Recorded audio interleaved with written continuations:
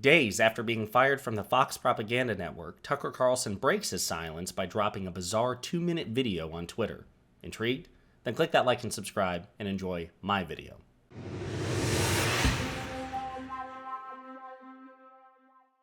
So as you may or may not know, I am not easily offended. Most of you don't know me personally, obviously, and if it can't come across in these videos, just to clarify, I have a pretty irreverent sense of humor. I enjoy banter. I like being teased. I like teasing others. Not easily offended. I recall a text message that I got once from a friend out of the blue. I haven't spoken to this person in like 6 months prior to the text message because we lived in different cities. And the text message said from her, she goes, "OMG, you remind me so much of Tucker Carlson." And I remember reading that text message thinking, that's a creative way to tell somebody you hate them. But she meant it as a compliment. She's conservative. She is a connoisseur of Tucker Carlson. And so it triggered a good back and forth between us where we were bantering. But I remember getting that text message, and it was funny. I laughed about it. But the reason I bring that up is because I don't watch a lot of Tucker Carlson. And obviously I think we have very little in common. But obviously with all the stuff going on about Tucker Carlson's firing and stuff like that, it just reminded me of that text message, and so I wanted to share it with you. So anyway, as you know, Tucker Carlson was fired from Fox News abruptly, ignominiously, apparently on the orders of the, again, Fox equivalent of Emperor Palpatine, Rupert Murdoch himself. And people are still speculating, and there's still, not concrete answers as to why he was fired. But he was fired abruptly. He was not given the opportunity to say goodbye to his audience, which, again, I find hilarious. That's good. He didn't really deserve the opportunity anyway. But like I said in the video that I made when I covered that story, it's not the last we'll ever hear of Tucker Carlson. He's relatively young. He's relatively popular. He's relatively charismatic. And even though, he appeals to a certain boomer generation, right? I doubt this man's going anywhere. Well, he dropped a 2-minute video on Twitter, which is kind of bizarre. And maybe, the thing is, I don't watch enough Tucker Carlson to tell if this is kind of incongruous with, like, his typical Tucker Carlson video. But when I watched it, I was like, it's kind of strange. So anyway, let's play it and let's talk about it. Good evening, it's Tucker Carlson. One of the first things you realize when you step outside the noise for a few days is how many genuinely nice people there are in this country. Kind and decent people who really care about what's true, and a bunch of hilarious people also, a lot of those. It's got to be the majority of the population, even now. So that's heartening. The other thing you notice when you take a little time off is how unbelievably stupid most of the debates you see on television are.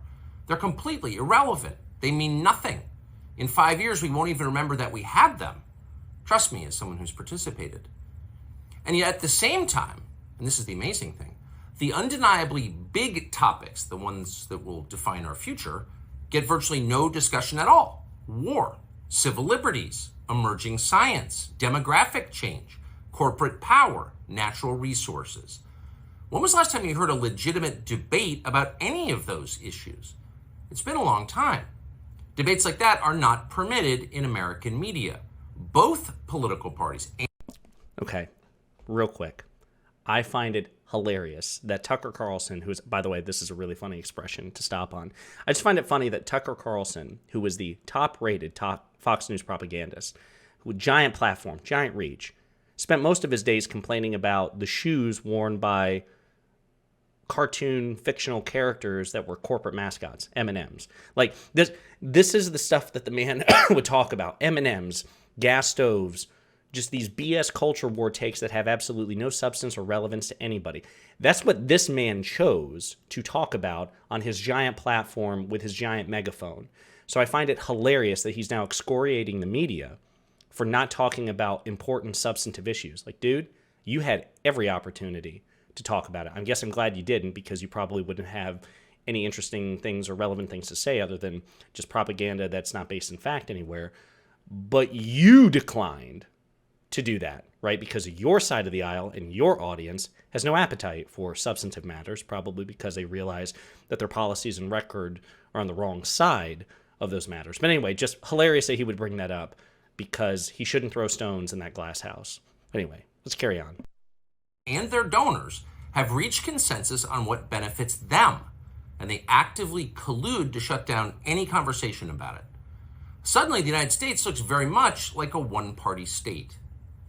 That's a depressing realization, but it's not permanent. Our current orthodoxies won't last. They're brain dead.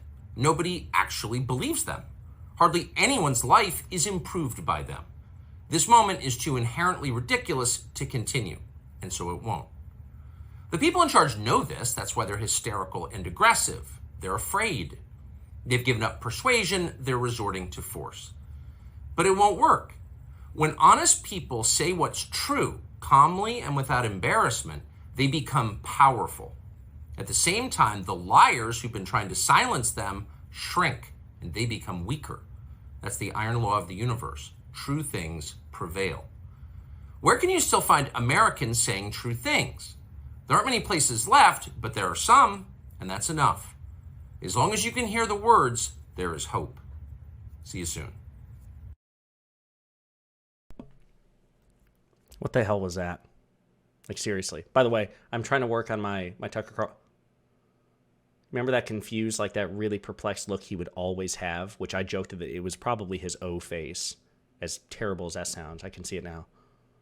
But yeah, what the hell was that? Number one, he didn't address the firing at all, like just completely avoided the elephant in the room. Number two, he excoriated the media for doing that which he did on a constant daily basis when he was on the Fox network. And number three, the idea that both parties are the same, like, I know that's a lazy, ignorant interpretation, like, of the apolitical. Democrats and Republicans are both the same. I mean, he doesn't believe that, right? That's part of the reason why he went out of his way to basically defend the Republican Party, especially the MAGA flank of the Republican Party, every damn day. So it's just very bizarre. I mean, nothing, no pertinent insights, no insights based in reality or anything like that. Just some weird platitudes and both sidesism and revisionist history. It's kind of incoherent. But anyway, we'll definitely be hearing from him again. He obviously didn't telegraph at all or choreograph where we'll be hearing from him again, but be on the lookout because he'll come back. Tucker Carlson's going to come back. He's going to tuck us up, right? Tuck us up big time. So be on the lookout.